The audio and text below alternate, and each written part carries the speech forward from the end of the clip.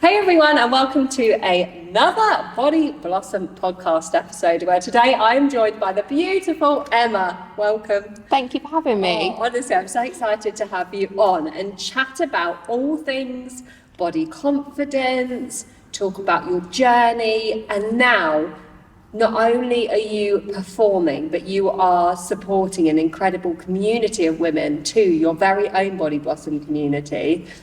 So let's go back to the beginning of like your journey with building confidence. Talk to me about like childhood, how was that for you, to where you are today? I think it's been an interesting journey. I think as you get older, you start to see things slightly differently. And I think when you're a teenager and growing up, you're seeing a lot on, it used to be sort of magazines when we were younger, but now it's more social media for the next generation down as I think about it. And everyone's projecting that perfect image on social media, which I think is difficult in one sense, but then important in another sense to look behind that, if that makes sense, behind the scenes, as it were. Because everyone, we all love a perfect photo. Of course, we want to show the best versions of ourselves, but we're all normal people, normal ladies with normal lives, and you don't always look, dressed up and perfect. You should see me when I wake up in the morning in my pajamas, And I think it's important to show both sides of that. But I think people are nervous about putting that out online. I completely agree. It's almost like a place, and I think for me as well, I like to put like memories and what I'm doing on like Facebook, for instance, for a reminder. So you are only putting the good stuff on there.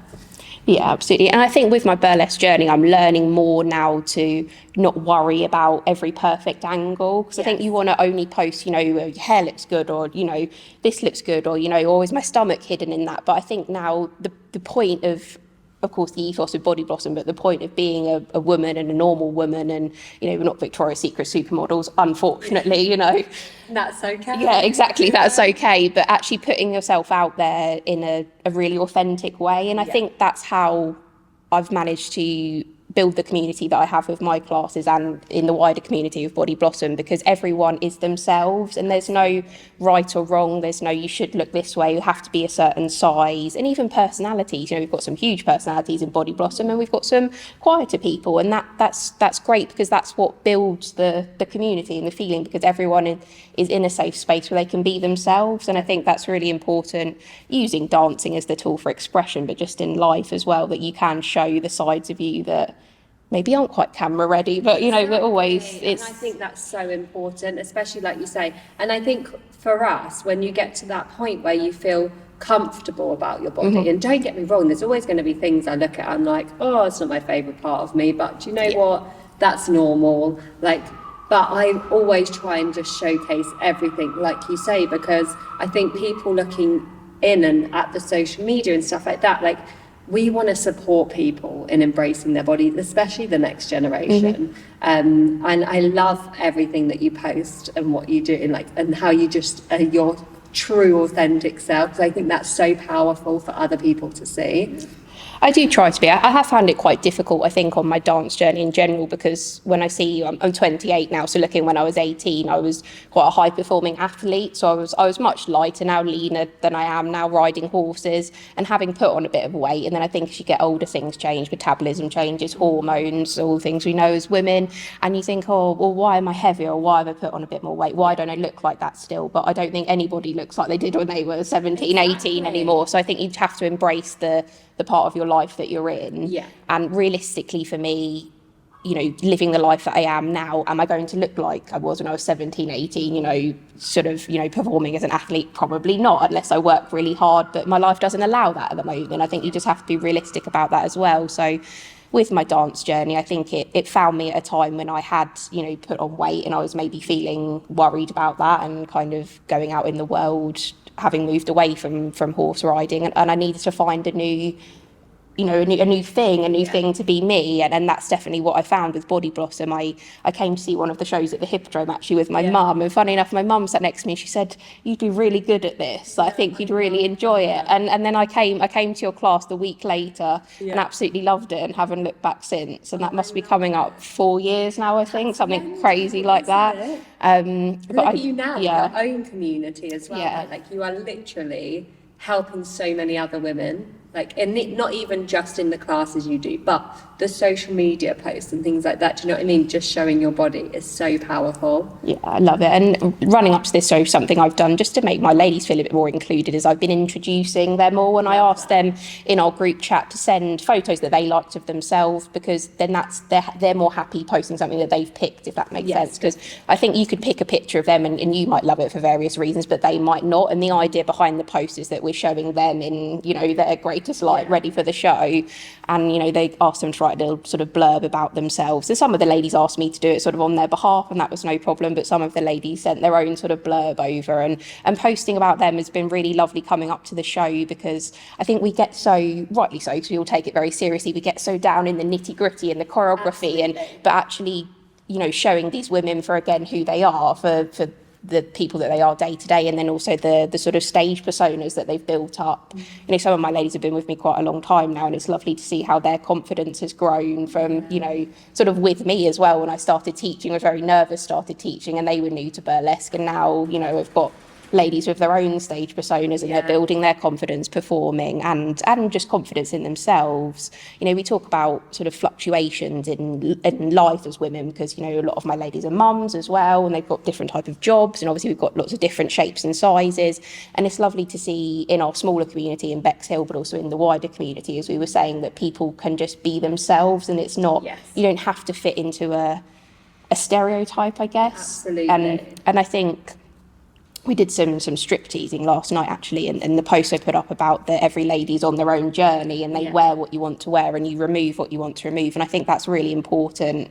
You know, I found, and maybe looking at other classes online, that people are worried about, you're going to have to, you know, come in and wear something that you don't want to wear and feel uncomfortable. But it's not about that. It's the fact that everyone's on their own journey, and that's the empowering thing, I think. Whether you want to stay, you know, every piece of skin covered, or whether you want to go all out with it, I think that's the empowering part, that the lady next to you is on a completely different journey of her own, but you're all together. And I think that's the power of burlesque, though, right? It's having that power to tease as much as you want to tease. Like, the power is held with you, you know, like, not the audience. You know, they're lucky to be there and seeing these incredible women on stage. I always say that, especially when ladies are nervous side of stage, I always say to them, don't forget how lucky these people are here. Like, they've come to see you. To see you. Like, you are incredible. You know, like, just own it for what you are. And it inspires so many other women, and I always remind them of that too, because every woman that gets on that stage, another woman is inspired by them. You know, like you say, everyone's on different journeys. People have different body shapes, body types, and people will look at them in the audience and go, oh my goodness, she's so like me, and she can do that. Like, I just need to learn to embrace it more. So I think that is so powerful.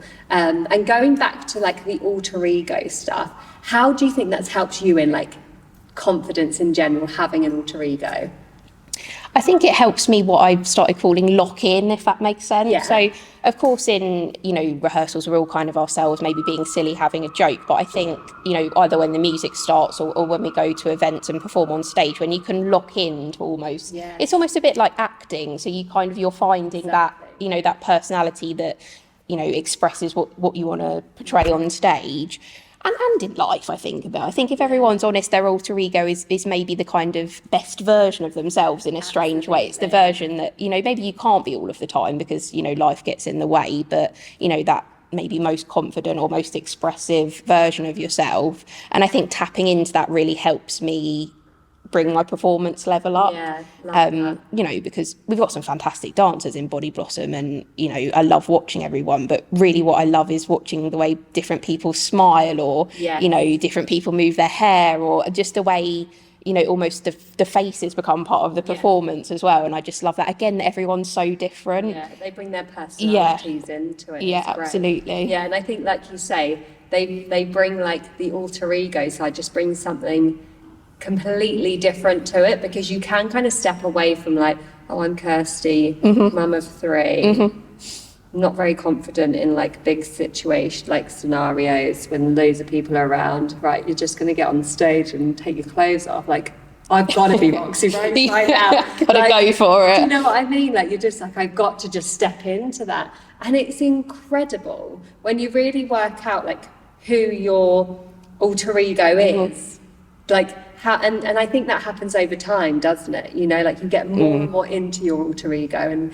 your confidence builds even more. And I definitely know when I'm having situations where I'm feeling a little bit anxious about, I don't know, I find going to networking events and talking really, like, so anxious. I'd rather be on stage taking my clothes off. So I have to literally say to myself, like what would Roxy Treat it like that, yeah. Like, what would Roxy go Rose in as do? her. Because, come on, obviously I'm not going to take my clothes off like everyone. Shame. I'd be there. But what else? Like, what else can I bring to that? Like the confidence, the way I stand. Like, it's incredible how you can just twist that into like everyday life. Yeah, absolutely. Situations. And I think I just love seeing how much like we are in life. Everyone's alter ego is so different. Yes. And, you know, I've got a bit more of like a sort of darker, sort of more sultry alter ego where we've got, obviously, Charlotte Bellatrix is one example. She's always saying, oh, should we do razzle dazzle soon? Nice. And I just can't. I'm not show girly. Yeah. You rarely see me doing a shimmy, but I just love that everyone's so different. Definitely. And that, you know, some people love the more show girly and a more kind of cheeky and expressive in that way, where I'm a bit more kind of dark and sultry.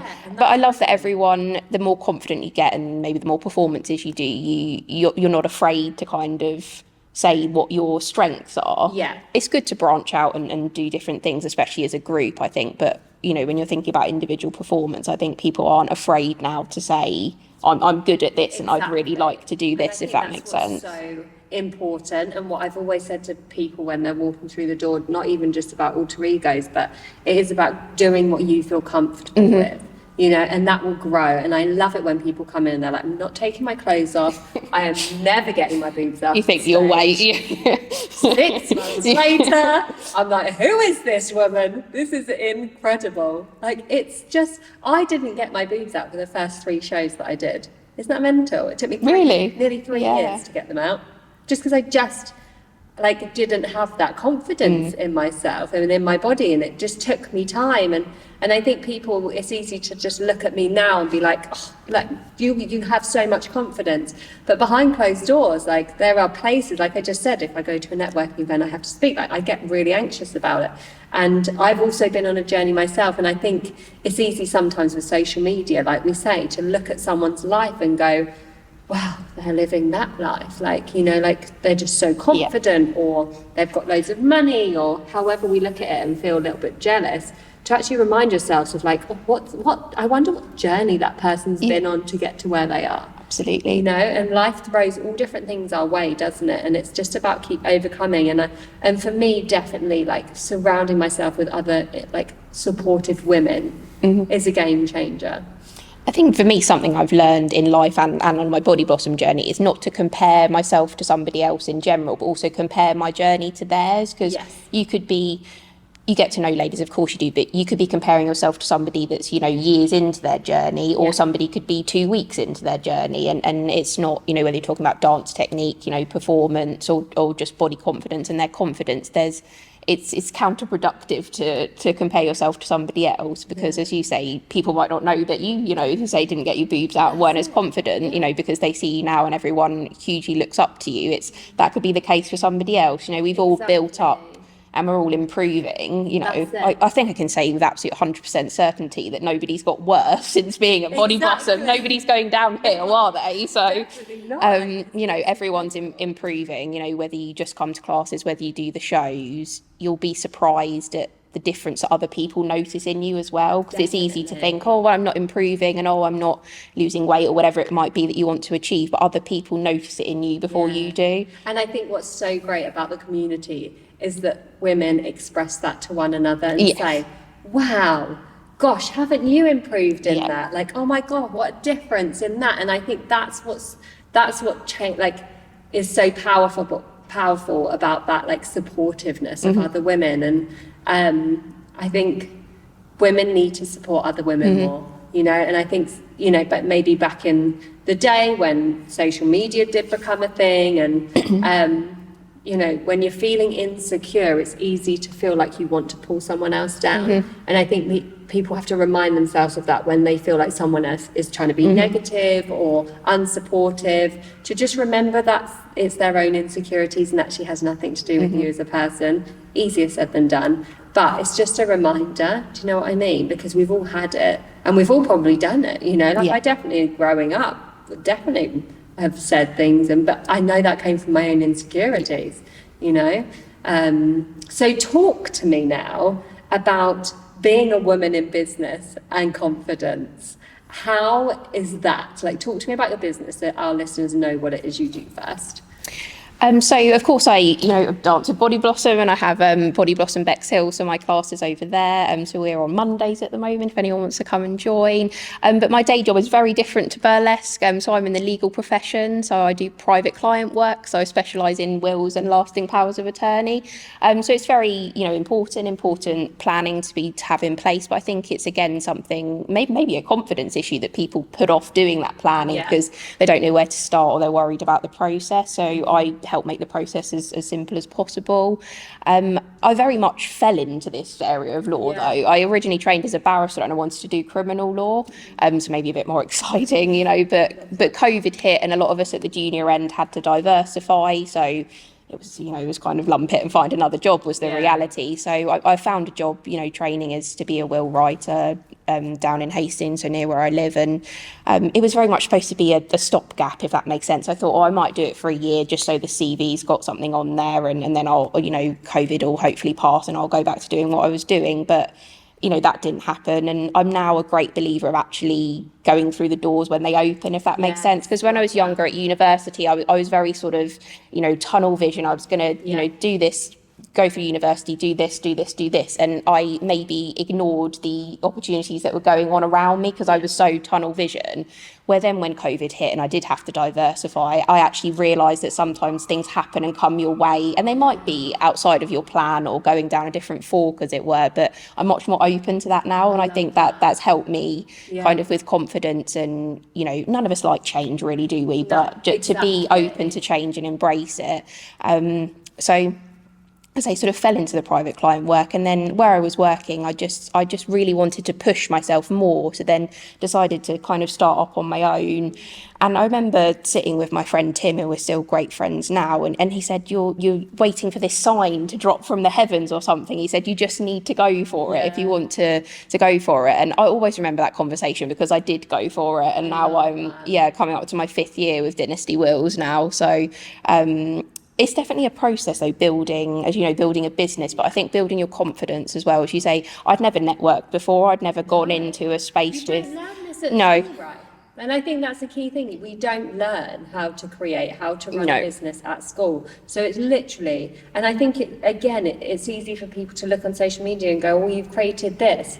We've learned on the go, and I think that's what's so powerful. Anyone can do it, literally. And make mistakes on the go, I think I'll say as well. That's what you have to though, don't you? You have to make those mistakes. Yeah. You won't get anywhere in life not making mistakes, because that's where the best lessons happen.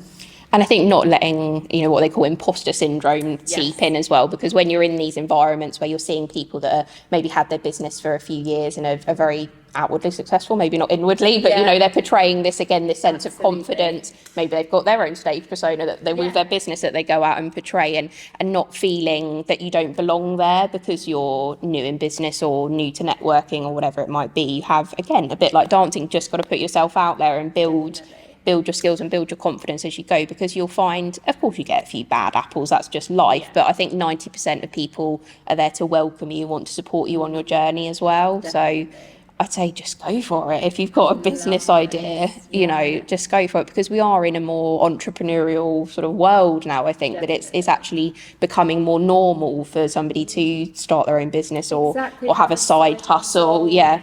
That's it, become a content creator. There's so many ways to have an extra income stream, and it is a case of learning on the job, you know. And I think there's something really fun and exciting about that.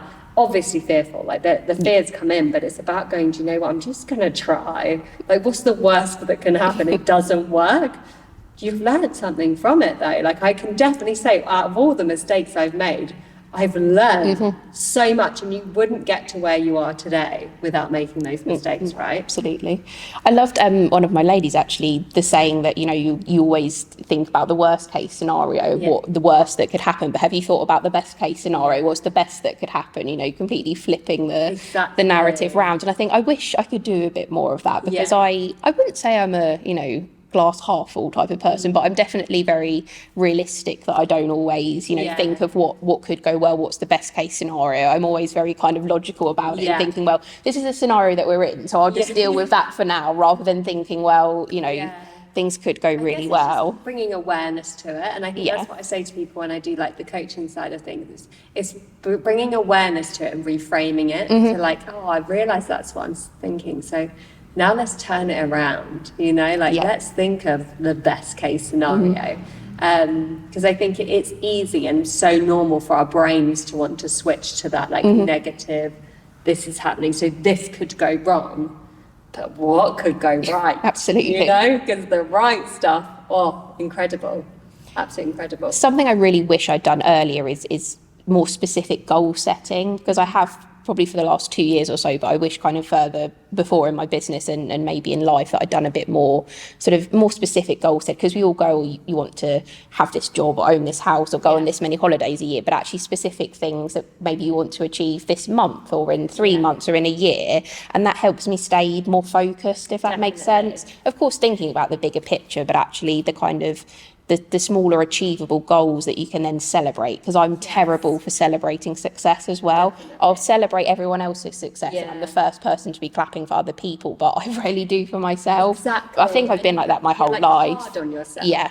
And it's like, right, well, on to the next thing. Yeah. I'm exactly the same, on to the next thing. But I've started doing that, and it makes a world of difference. It really does. And just share it with somebody, because what I find as well in business is it's quite lonely in respects of you hit something and you're like, yes, brilliant. And then you're on to the next thing. Yeah. Do you know what I mean? Whereas if you actually go, like I messaged my family and I was like, to let them know something happened. I thought, do you know what? I'm going to put it in the family WhatsApp group, because love that. Otherwise they don't know, so they can't celebrate it, right? So I just thought, do you know what? I'm going to put it in there. And they were, oh my goodness, like that's amazing. When I saw them, they were like incredible. And it was so nice because it gave me like a longer time period as well to celebrate it and just reaffirm like, oh, actually, that was my goal. Like a year ago or 6 months ago. And I think, like you say, making those small achievable goals is so much better when you can hit them as well and be like, okay, I did that. Okay, on to the next thing. And it gives us confidence in ourselves when we're hitting those. So I love that. It's brilliant. Yeah. Make those small achievable goals. My goodness. I'm so excited. What's your future plans then, Emma? Like what do you want to achieve? What do you want to do? I think I'm in a really interesting point in my life, because having, built a business that I didn't think I perhaps would be, I then almost didn't plan for it and haven't planned for the future. Yeah. And now I'm further into it. I've kind of got to a point I thought, I really must think about what I want to do with this, if that makes sense. But I have got a new consultant starting soon, so hopefully start to kind of build a bigger team. I never envisage having a massive business. That's kind of not what I wanted it for, but it might be nice to, have a small team of consultants, and just so, we can get out there a bit further and show what we have to offer. And I'm really keen to continue with my dance journey. I think that, I've always, been involved in sport, and I've always wanted to have something, a focus outside of kind of career, and, dancing really gives me that, and helping other ladies now. And I think, again, with my classes, I have quite a small class where I am. We're sort of about 10 or 12 max, but it creates a nice intimate atmosphere. But I think for me, it really helps me feel more confident when I can see the ladies that I'm helping. And of course, there's the dancing and their body confidence, but in life, you get to know people, and if somebody's having an off day, or, somebody needs a bit more support. And actually for me, being able to support other women with their dancing but in life as well helps me feel a bit more grounded, I think.